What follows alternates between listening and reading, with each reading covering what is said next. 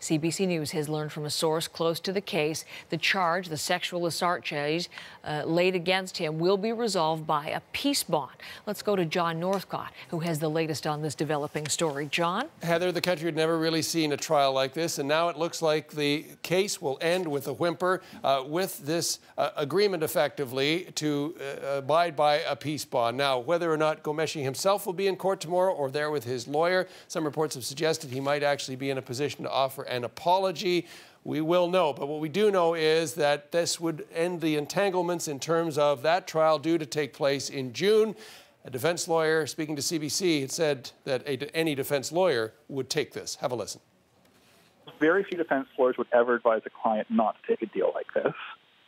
It's almost unheard of not to take a deal. Like the pro from the defense, as I said, is the criminal charges are being withdrawn. That's, from a defense perspective, huge.